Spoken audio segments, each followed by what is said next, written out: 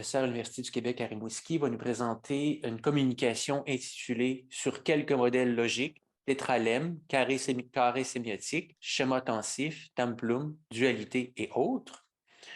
Alors, Louis Hébert est professeur, donc, comme je viens de le mentionner, à l'UQAR, au Québec et au Canada.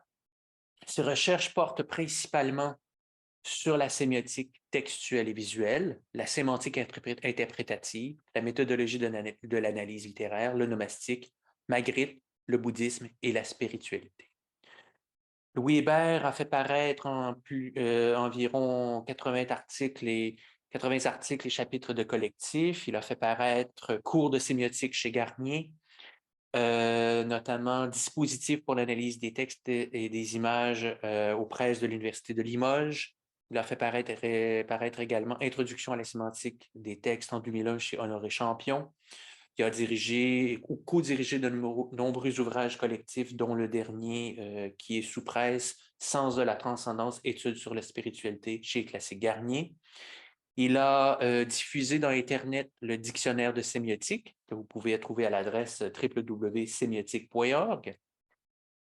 Différents ouvrages sont en préparation ou sous presse, dont Onomastique textuel chez Classique Garnier, une brève introduction au bouddhisme. Enfin, il est directeur de Signaux, le site que vous connaissez bien. Il est co-auteur également d'une base de données Internet sur la quasi-totalité des œuvres et thèmes de Magritte. Alors, voilà pour la présentation. Alors, Louis, la parole est à toi. Merci, Éric. Donc, vous avez le nouveau titre de la présentation. Il s'agit en fait d'un humble hommage à Saussure et ses dualités et à Grémas et Rastier et leur carré sémiotique.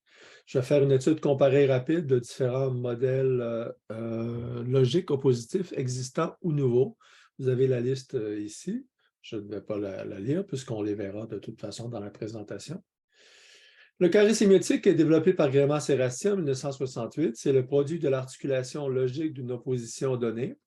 Ça augmente le nombre des classes analytiques. On passe de 2, par exemple, vie-mort, à 4, vie, mort, vie et mort, un mort vivant, ni vie ni mort, un ange, à 10, voire au-delà si on prend en compte toutes les combinaisons possibles. On verra un exemple de groupement de 2 métatermes plus tard avec les dualités. Les éléments constitutifs du carré, vous les connaissez, mais on va en présenter peut-être que vous ne connaissez pas.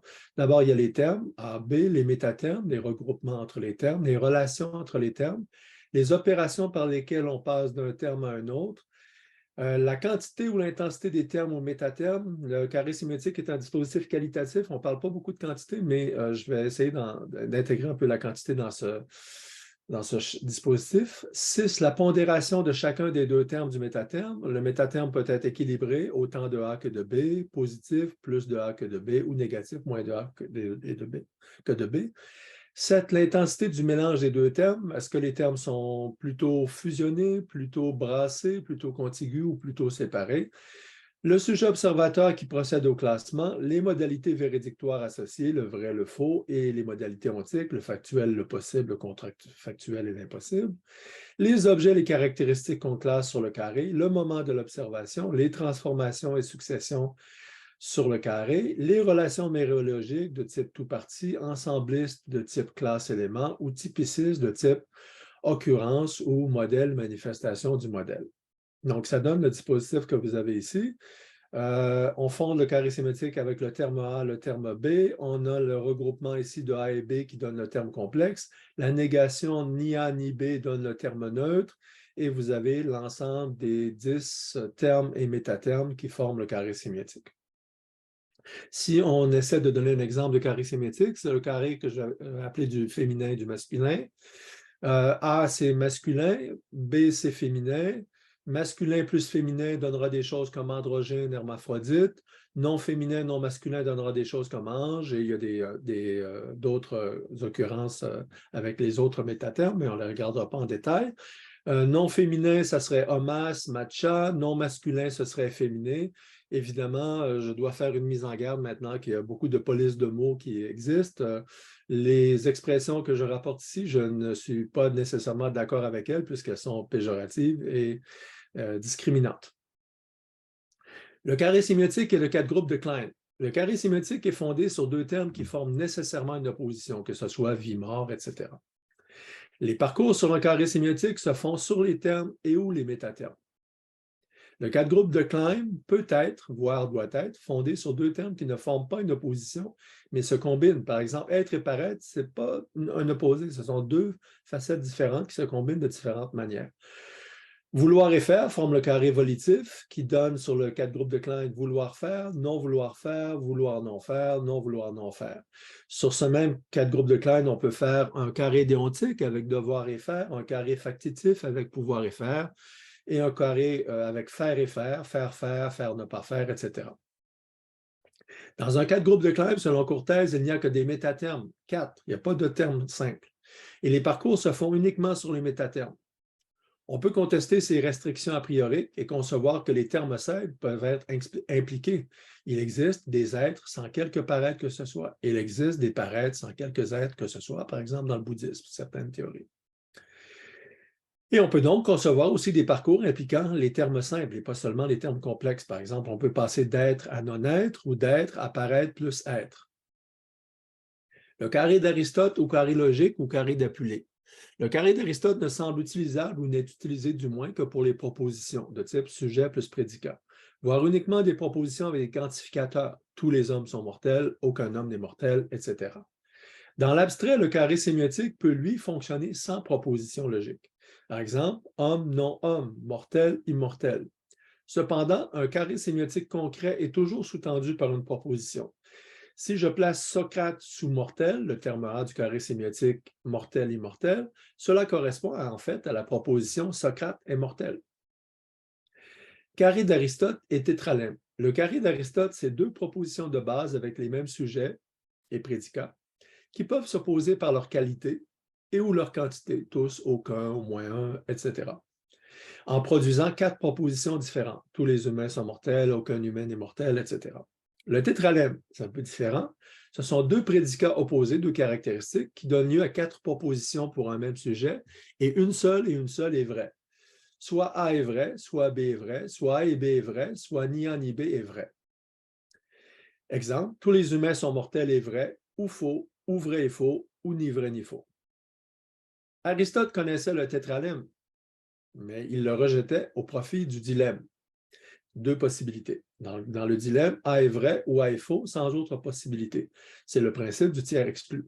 Tous les hommes sont mortels et soit vrai, soit faux, sans autre possibilité.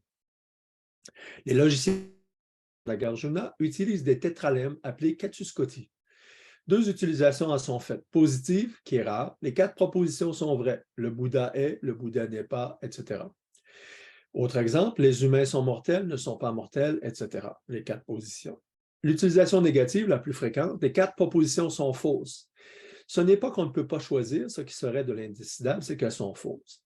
L'utilisation non bouddhiste du tétralemme, en général, on va dire qu'une seule proposition est vraie et nécessairement une est vraie, qu'on la trouve ou non. Selon le bouddhisme, du point de vue de la réalité absolue et non relative, les quatre propositions sont toujours fausses ou plutôt hors d'ordre. En effet, aucune caractéristique, prédicat, ne peut être donnée à aucun sujet car tout est au-delà de la pensée conceptuelle oppositive. Les relations, on parle d'opposition, donc situons les oppositions dans l'ensemble des relations comparatives, les principales en tout cas.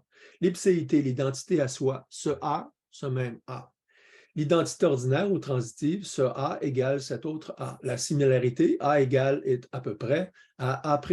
La différence, A n'égale pas B. L'opposition, qu'elle soit synthétique, analytique ou participative, A est opposé à non A. Ensuite, il y a la similarité analogique, qu'elle soit qualitative ou quantitative. Trois sortes d'opposition. Qu'on peut distinguer, en fait, il y en a d'autres, mais les principales que je veux voir ici, l'opposition synthétique, entre tout inanalysé. Noir et blanc, jour et nuit, signifiant et signifié, immanence et transcendance, sont des oppositions synthétiques. Les oppositions analytiques, c'est entre parties de tout non opposées avant analyse. Par exemple, stylo et hippopotame sont en simple relation d'altérité. Mais si je les analyse, on pourra dégager petit et gros, une opposition qui les sous-tend. Saussure parle des dualités.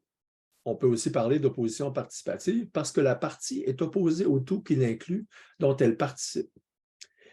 Exemple, signifiant est opposé à signifiant plus signifié et signifié est opposé à signifiant plus signifié. Poule est opposé à poule plus coq et coq est opposé à poule plus coq. L'appellation dualité est trop limitative pour une sémiotique générale, car l'opposition participative peut se faire probablement avec des triades, voire au-delà, passé, présent, futur, représentant même interprétant objet chez Peirce, printemps, été, automne, hiver, 4 éléments, les 5 catégories de la philosophie chinoise et éventuellement au-delà. Application possible à Peirce, le représentant même n'existe pas en lui-même, il existe en tant qu'il est opposé à représentant même plus interprétant et objet. L'interprétant est opposé à représentant même plus interprétant plus objet, etc. La théorie des dualités de Saussure en viendrait ici à repenser le signe triadique persien, ce qui n'est pas sans charme ou ironie. Mais où s'arrête l'effet d'opposition? La triade est-elle toujours oppositive, passé, présent, futur? La tétrade, les 4 saisons, les 4 éléments. La pentade, les 5 catégories de la philosophie chinoise, 5 saisons, saveurs, etc. L'heptade, les 7 notes de la gamme, les 7 jours de la semaine. Au-delà, les 12 mois. Évidemment, il y a un principe, plus le nombre d'éléments est élevé, moins l'effet d'opposition est senti. Dans un carré sémiotique, une dualité correspond à un métaterme composite, c'est-à-dire un terme fait d'un terme simple, signifiant, et d'un métaterme, c'est-à-dire d'un terme complexe, signifiant et signifié.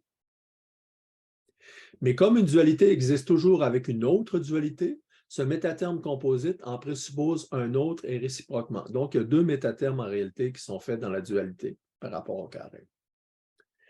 Si les oppositions participatives existent, en général, on peut considérer ça comme une posture épistémologique, il n'y a pas d'opposition, il n'y a que des dualités.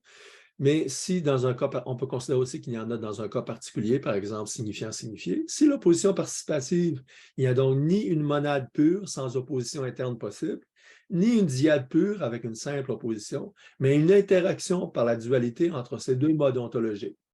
Donc, dans les faits, il n'y a ni monade et ni dyade dans une dualité, ou il y a et monade dans les faits et dyade à des fins pratiques dans une dualité. Pour le bouddhisme, cependant, la réalité absolue est au-delà de toute opposition, j'ajoute synthétique, analytique ou participative. Elle est donc au-delà du 2 termes, le dilemme, les 2 opposés, des 4 termes, que ce soit un tétralemme ou un casus scotti, des 10 termes d'un carré sémiotique jusqu'à un éventuel infinilemme. Donc, on est au-delà de tout dispositif logique. La réalité absolue est donc au-delà notamment des oppositions, opposition, non-opposition, caractérisable, incaractérisable, dyade, monade, immanence, transcendance, samsara, nirvana, matière, esprit, vivant, non-vivant, sujet, objet, vrai, faux, passé, présent, futur, plaisir, déplaisir, bonheur, malheur, salut, non-salut, bien, mal, mais le bien et le mal existent dans la réalité relative, d'où le comportement éthique nécessaire. Et d'autres oppositions moins importantes, voire dérisoires ou scandaleuses. Noir, blanc, rectiligne, curviligne, salé, sucré, signifiant, signifié, sous, à jeun. Symbole du Tao, carré sémiotique et dualité. Je vous rappelle le symbole du Tao qui est celui que vous voyez à l'écran. Dans le symbole du Tao, comme dans le carré sémiotique, les opposés se génèrent l'un l'autre. Dans le carré sémiotique, A génère B en passant par non A. Cependant, la différence du carré, ils sont d'abord posés comme un tout par leur englobement dans un cercle, ce qui correspond au terme complexe du carré sémiotique, mais lequel intervient, lui, après avoir posé les opposés. À la différence du carré, chaque opposé du Tao est lui-même en approximation un métaterme, mais a priori non équilibré puisqu'il contient en plus petit son opposé. Par exemple, la comète noire contient un peu de blanc et la comète blanche contient un peu de noir. Donc, ce sont des métatermes composés, mais non équilibrés. Ce n'est pas 50-50, il y a une dominance. Le symbole du Tao constitue une représentation qui interroge l'opposition ordinaire et la dualité. Comme dans une dualité, le blanc et le noir sont dans les faits inséparables, comme l'indique la forme de la comète et le point noir dans le blanc, etc. De plus, les opposés se génèrent l'un l'autre, comme dans un carré sémiotique, comme le montre la forme de comète, avec une intergénération, et le point germe du point noir dans le blanc, et réciproquement. Une dualité implique-t-elle nécessairement une génération réciproque des 2 opposés? C'est une question que je pose, je n'ai pas de réponse. Du signifiant par le signifié et du signifié par le signifiant. Pourquoi c'est une dualité maintenant, le symbole du Tao? Parce que le blanc, la partie, est opposé en même temps au noir et au petit blanc que le noir contient, c'est-à-dire le tout. Donc, une opposition partie-tout. Cependant, une dualité suppose une différence de dimension entre le tout. Par exemple, signifiant signifié est plus grand que signifiant. Alors que dans le symbole du Tao, la partie est de même dimension que le tout. La comète blanche est de même dimension que la comète noire. De plus, le tout n'est pas équilibré. Le blanc dans le noir est plus petit que le noir, tandis que signifiant et signifié sont en principe de même force dans leur tout, à moins qu'on ne révise cette égalité. Est-ce davantage le Tao un métaterme composite fait de deux métatermes, deux termes complexes, l'un positif, l'un négatif? On a vu que la dualité correspond aussi à deux termes complexes combinés, mais ils sont équilibrés comme on vient de le voir. Implication et concession. L'implication, c'est une proposition du type « si donc », de l'ordre de l'advenir, de l'attendu. Si humain, donc mortel. Si pauvre, donc malhonnête. Je rapporte le préjugé bourgeois. La concession, c'est une proposition du type « bien que et pourtant », de l'ordre du survenir, de l'inattendu, de l'événement. Bien qu'humain et pourtant immortel. Ou bien que pauvre, mais pourtant honnête, qui est le sociogramme de la pauvreté au 19e siècle, selon Duchet. L'implication repose sur l'identité, par exemple, si pauvre, donc pauvre, ou la complémentarité, qui est l'opposé de l'opposition, si pauvre, donc malhonnête. La concession repose sur des oppositions, riche, pauvre, honnête, malhonnête, homologation à la base de bien que pauvre et pourtant honnête. Autrement dit, on peut décomposer la concession en une homologation, sauf erreur dans tous les cas. Le templum, maintenant, de Boudon, c'est un modèle triadique de la structure élémentaire de la signification. En principe, tous les facteurs d'analyse du carré sémitique qu'on a vus peuvent s'appliquer au templum. Les termes, il y en a 3. Les métatermes, il y en a seulement 2. Les relations, l'opposition triadique ici, les opérations, etc. Voici une représentation du templum. On a Y, X et Z, les 3 éléments, leurs relations. Le métaterme positif, la conjonction des 3, et la négation des 3, le métaterme négatif. Si on compare le templum au carré sémiotique, on voit immédiatement comment on peut rehausser le templum en prisme sémiotique à base triangulaire. D'abord, il faut reconnaître tous les métatermes possibles et non seulement 2, comme le fait Boudon. Ensuite, il faut ajouter 3 positions niant les 3 termes initiaux, moins Y, moins X et moins Z. Il faut reconnaître toutes les relations possibles entre les systèmes et reconnaître les nouveaux métatermes à 2 éléments qui découlent de la jonction des 3 termes négatifs, c'est-à-dire moins Y et moins X, par exemple, ou moins Y, moins X et moins Y. Il faut reconnaître aussi les métatermes composites possibles, c'est-à-dire entre métatermes ou entre un terme simple et un terme composé. Donc, ça donne une illustration que vous avez ici. X, Y, Z, leur négation, moins X, non Y, non Z, leur combinaison négative, leur combinaison positive et les différentes relations entre les termes simples. Du carré au cube sémiotique, Rassi a déjà proposé un cube sémiotique. Il s'agissait de la combinaison de 2 carrés sémiotiques pour en étudier les interactions. Je propose un cube sémiotique dans un autre sens. Il est formé de 4 éléments de base et non de 2, des 4 éléments qui les nient et des différents métatermes possibles. On a 36 relations doubles qui s'établissent entre ces 8 éléments. On pourrait l'appliquer, par exemple, aux 4 saisons. Donc, voici une représentation possible. En haut, vous avez les 4 éléments A, B, C, D, et en bas, vous avez la négation de ces éléments non A, non B, non C, non D, et les différentes relations. Les 4 éléments d'un cube sémiotique, et éventuellement leur contrepartie niante, peuvent au moins dans certains cas être structurés en un schéma des surcontraires et des sous-contraires proposés par Zilberberg. Par exemple, l'été et l'hiver sont des surcontraires, c'est-à-dire des contraires forts, toniques, tandis que printemps et automne sont des sous-contraires, des contraires faibles, atones. Mais le schéma peut également être intégré dans le terme complexe du carré sémiotique, A et B autrement dit. Les 2 surcontraires correspondent aux 2 termes du carré sémiotique pris séparément, A et B, et les 2 sous-contraires correspondent respectivement aux métatermes positifs plus A que B, mais les 2 en même temps, et négatifs plus B que A, mais les 2 en même temps. On voit que le schéma de Zilberberg ne retient pas la position parfaitement équilibrée autant A que B, probablement considérant que les sous-contraires sont des attracteurs qui empêchent l'équilibre parfait. Mais rien n'empêche d'adjoindre au schéma cette 5e position parfaitement équilibrée.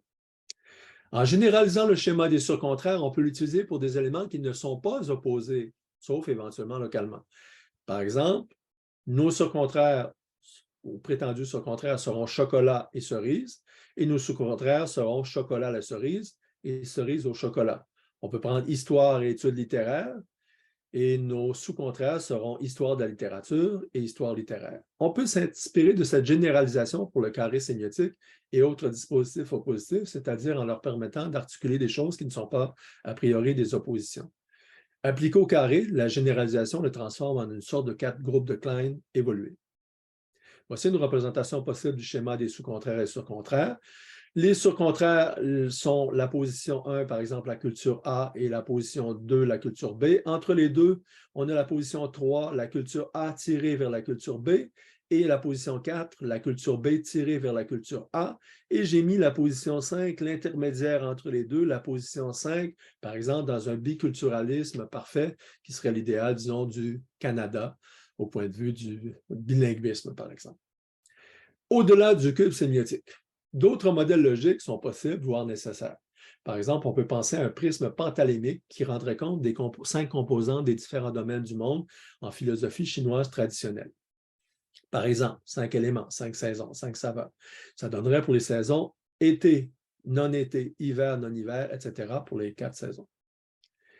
Carré sémiotique et schéma tensif. Le schéma tensif nous a été proposé par Claude Zilberberg et Jacques Fontané. Dans le schéma tensif, toute valeur se décompose en 2 valences qui sont l'intensité ou la force et l'extensité ou l'étendue. L'intensité peut être nulle, faible, moyenne, forte, infinie, etc. L'extensité peut toucher la quantité, la variété, l'étendue, la distance spatiale, la distance temporelle, la densité, etc. On peut représenter la valeur quantitative de l'intensité et l'extensité sur un plan. Par exemple, l'intensité peut être élevée ou basse et l'extensité peut être faible ou puissante. Donc, on a différentes positions qu'on peut occuper dans l'espace.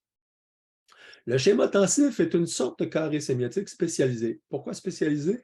Il n'articule qu'une seule opposition, intensité et extensité. Si on rabat le carré sémiotique sur le schéma tensif, on pourrait penser retrouver toutes les positions du carré. A, c'est l'intensité, B, c'est l'extensité, non B, c'est l'extensité 0, non A, c'est l'intensité 0, etc. On verra que cette manière de voir les choses est contestable. Par contre, c'est sûr qu'on ne peut pas représenter les métatermes 9 et 10 du carré sémiotique, c'est-à-dire A et non A. A et non A, ça ne se représente pas dans un plan. Et B et non B, ça ne se représente pas dans un plan non plus. De plus, la quantité de non A et de non B ne connaît qu'un seul degré, le 0, alors que le carré sémiotique connaît des gradualités pour ces termes, même s'il ne les représente pas graphiquement, ces gradualités. Mais on pourrait le faire. On verra plus loin une proposition que je fais pour représenter l'aspect quantitatif du carré sémiotique. Donc, un carré sémiotique, ça donnerait quoi sur le schéma tensif? Ça donnerait ici, ça serait A, ici c'est B.